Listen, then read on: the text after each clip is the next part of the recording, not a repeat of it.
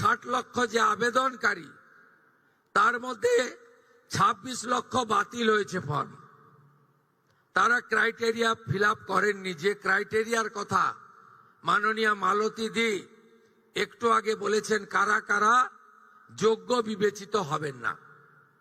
বাকি যে 1,30,00,000-এর বেশি ঝাড়াই বাছাইতে তারা যোগ্য বিবেচিত হয়েছেন, আমরা বেলা 1টার সময় আজকে টাকা ট্রান্সফার করলাম 1,09,92,378 জনকে। আজকে রাত্রি 12টা পর্যন্ত বাকিরাও পোর্টাল আপলোড হতে হতে তাদের অ্যাকাউন্টেও টাকা ঢুকতে শুরু করবে।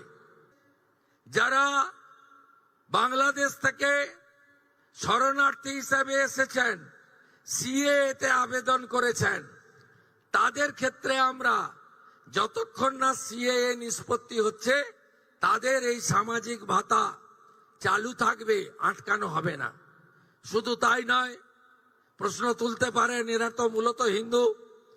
আমরা সেক্ষেত্রে আমাদের লোক ধর্ম পালন করেছি।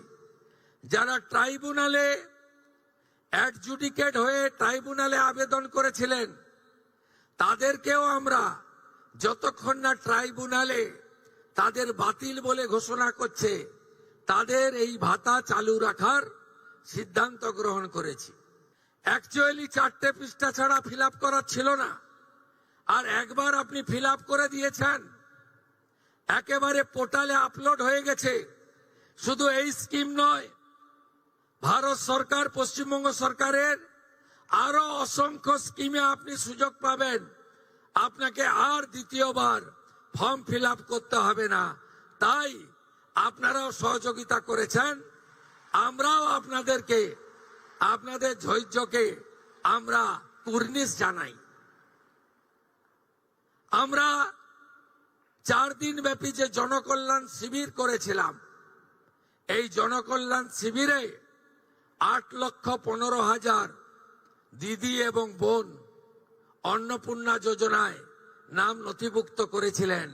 খুশির খবর, আজকে যাদেরকে টাকা ট্রান্সফার হলো তাদের মধ্যে জনকল্যাণ শিবিরে আসা 8,15,000 প্রত্যেকেই তাদের অ্যাকাউন্টে টাকা পেলেন। শুধু তাই নয়, আমরা 3রা জুন বলেছিলাম যে আমরা মাসে একদিন টাকা ট্রান্সফার করব। এই ধরনের বড় অনুষ্ঠান হবে না, কিন্তু প্রত্যেক মাসেই আপনারা টাকা পেয়ে যাবেন অ্যাকাউন্টে। এবং যেহেতু ফর্ম ফিল আপ এবং ভেরিফিকেশন পোর্টালে আপলোডের প্রক্রিয়া চলছে, পুরো জুন মাস সময় দিয়েছি, পুরো জুলাই মাস সময় পাবেন, পুরো আগস্ট মাসও সময় পাবেন। আমরা বলেছি সরকারের যত স্কিম চালু আছে, ছাত্রীদের জন্য, বোনেদের জন্য, কন্যাশ্রী সহ, সেগুলো চালু থাকবে। কোন স্কিমে আমরা আপনাদের অধিকার থেকে বঞ্চিত করব না।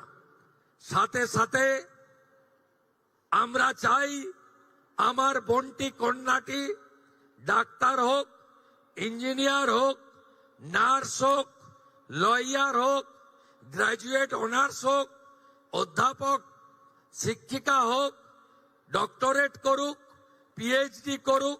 এই জন্য ড্রপ আউট আটকাতে আমরা 50,000 টাকা করে ইউনিভার্সিটি উচ্চ শিক্ষার জন্য মহিলাদের, বোনেদের, কন্যাদের দেওয়ার জন্য আমরা ব্যবস্থা রেখেছি। আমাদের অন্নপূর্ণা যোজনা নিয়ে women and child development department একটা নতুন সাইট তৈরি করবে, একটা নতুন পোর্টাল তৈরি করবে, যেখানে আপনার গ্রাম ভিত্তিক, গ্রাম পঞ্চায়েত ভিত্তিক, ওয়ার্ড ভিত্তিক যে বেনিফিশিয়ারি আছে ওদের নাম থাকবে। যে কোনো লোক আছে ওটা ক্লেম দেন, অবজেকশন করতে পারে কি আমাদের যে এই নাম অন্তর্ভুক্ত হয়েছে এটা ভুল হয়েছে, এ মহিলা যে আছে যোগ্য নেই। তারপরে আমাদের ইনকোয়ারি হবে, ইনকোয়ারি পরে দেখা যাবে আবার কি যোগ্য আছে কি নিয়ে আছে।